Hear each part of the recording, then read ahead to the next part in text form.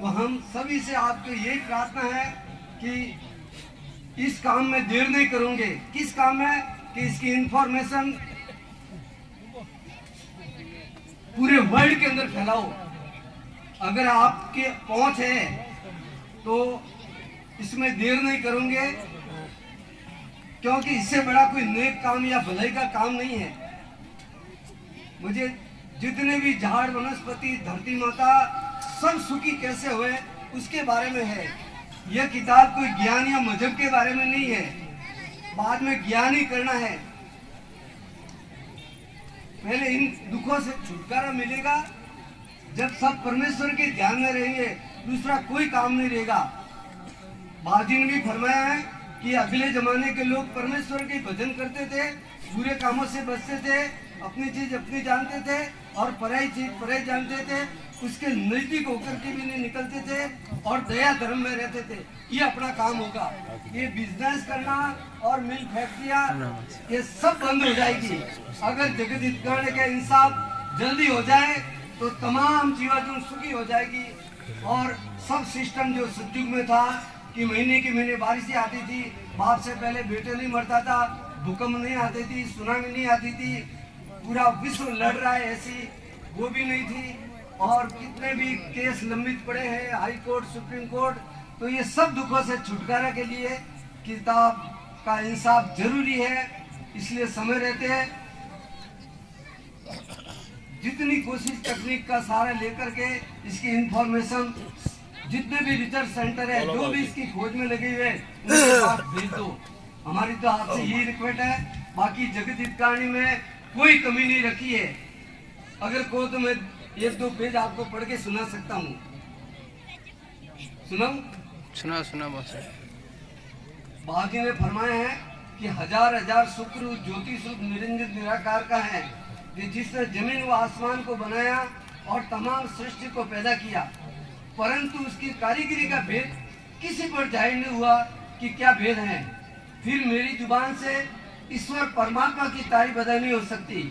और दूसरा मजबून बतौर समुद्र के हैं, सो कलम से लिखा जाता है कि जो जो कर्तव्य मैंने इन सौदागर महाजनान के देखे वो अजब तरह के नजर आए, जिससे मुझ गरीब साध अनुपदास को तमाम जहान के हिंदू मुसलमान साध संत पंडित फकीर और मुल्कों मुल्कों के राजा महाराजा और सातों आठों और सब विलायतों के बादशाह और दीगर अंग्रेज वगैरह की खिदमत में हाथ जोड़कर अर्ज करना लाजिम आया कि जिसको जादूशाला, राक्षस विद्या, काफिर विद्या और इंद्रजाल कहते हैं वो महापाप है।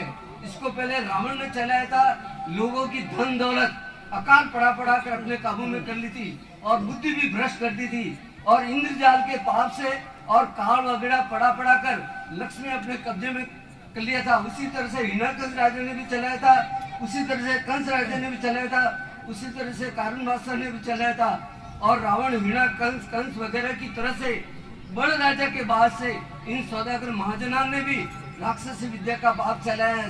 तो इन्होंने भी मैं और मौत को अपने कब्जे में कर लिया।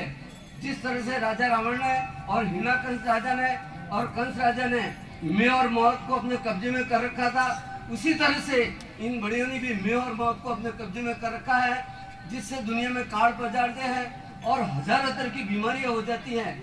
सो ये सब सबब इन सौदागर महाजनान के घर का राक्षसी पाप है, क्योंकि मालिक ने तो सब जीवाजू को तरह तरह के आराम दिए हैं। कोई बात दुनिया के आराम दे देंगे उस परमात्मा बाकी नहीं रखे। सो भाइयों, इस बात को साफ पुख्ता दिल के समझो और इसकी चर्चा शहर शहर गांव गांव और गली गली में अपनी अपनी जुबान से करते रहो। और बार बार कहता हूँ कि हरगिज हरगिज इनके छल में मत पड़ना।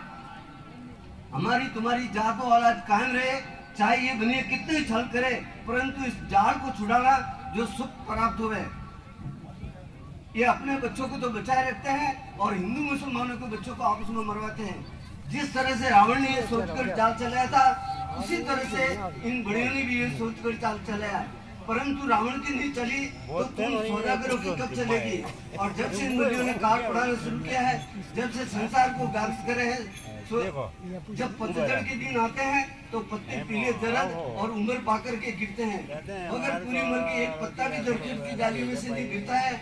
और अब जो साल दो साल करोड़ों आदमी कच्ची उम्र में मर जाते हैं, तो ये ख्याल करने की बात है कि पहले क्या कोई मालिक दूसरा था जो कि पूरी उम्र पाके मारते थे, और इस जमाने में क्या मालिक कोई दूसरा है कि जो पहले किसी उम्र नहीं होती मगर कच्ची उम्र में मरने का असली भेद यही है कि आदमी बगैर जादू के कच्ची उम्र में नहीं मरता है।